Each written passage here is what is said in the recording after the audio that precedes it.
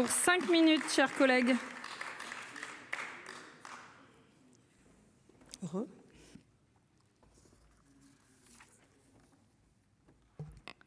Monsieur le Président, Monsieur le Ministre, mes chers collègues, la France consacre 13,6% de son PIB au financement des retraites, soit 345 milliards en 2021.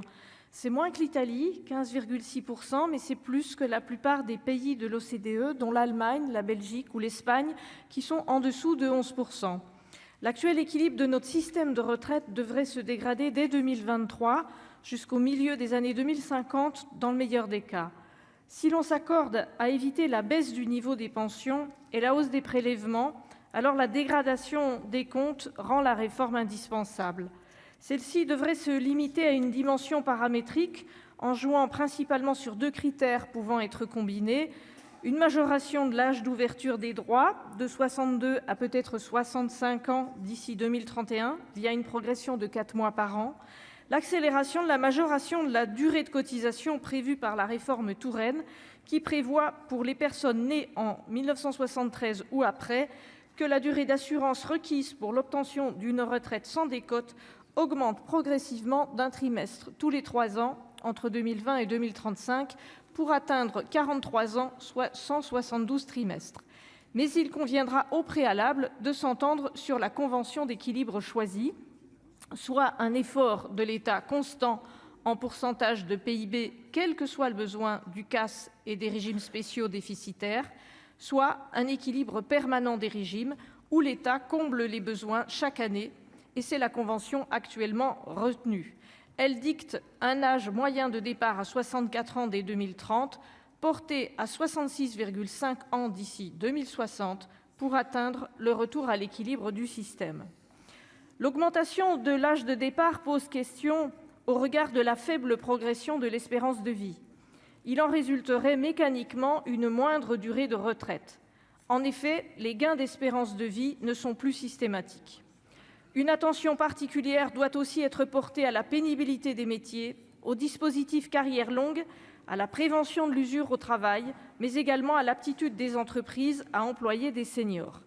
Le ministre de l'Économie, des Finances et de la Souveraineté industrielle a indiqué que la réforme des retraites pourrait induire 8 à 9 milliards d'économies au bout du quinquennat. J'aimerais beaucoup disposer des éléments de calcul de cette estimation. Je rappelle que la fermeture du régime des retraites de la SNCF a induit 4,1 milliards de mesures d'accompagnement, donc de dépenses, entre 2011 et 2020, et je me demande parfois pourquoi les syndicats redoutent tant ces réformes. Dans le détail, la mission régimes sociaux et de retraite comprend les régimes de retraite des mines de la CETA, des régimes ferroviaires d'outre-mer, de l'ORTF au programme 195, les régimes de retraite et de sécurité sociale des marins au programme 197, les régimes sociaux et de retraite des transports terrestres au programme 198, principalement ceux de la SNCF, de la RATP, mais aussi le réseau franco-éthiopien qui compte 3 pensionnés. Je déplore qu'il manque toujours dans ce périmètre les régimes de l'Opéra de Paris, de la Comédie Française, des industries électriques et gazières, des non-salariés agricoles, des avocats, clercs et employés de notaires. En tout, 5,4 milliards de contributions qui échappent à la mission. Cela nuit considérablement à la lisibilité du système et par conséquent à celle d'une prochaine réforme. La dotation 2023 de l'État envers les régimes de la mission devrait s'élever à 6,14 milliards en AP et en CP, dont 3,5 milliards pour la SNCF et 0,8 milliards pour la RATP, mais selon moi, ces prévisions sous-estiment l'impact de l'inflation. Par ailleurs, le compte d'affectation spéciale pensions retrace les opérations relatives aux pensions civiles et militaires de retraite et d'invalidité des agents de l'État. Les dépenses sont estimées pour 2023 à 64,36 milliards d'euros en AP et en CP, dont 94% pour les seules pensions civiles et militaires, en progression de 5,33 par rapport à la LFI 2022. Elles intègrent les évolutions du 1er juillet dernier, avec la majoration du point d'indice de la fonction publique qui permet de doper les cotisations, mais pas autant que le coût de revalorisation des pensions. Le PLF 2023 prévoit un solde négatif du CAS Pensions de 789,4 millions. La baisse des effectifs cotisants et le niveau croissant des pensions ne peuvent que renforcer le déficit du CAS.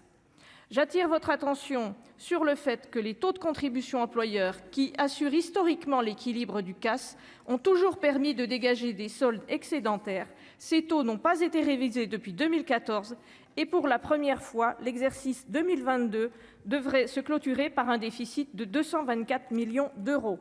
Ainsi, sans révision avec la hausse du taux employeur, le solde excédentaire cumulé sera consommé d'ici 2025. La réforme devra se pencher sur ce déséquilibre croissant.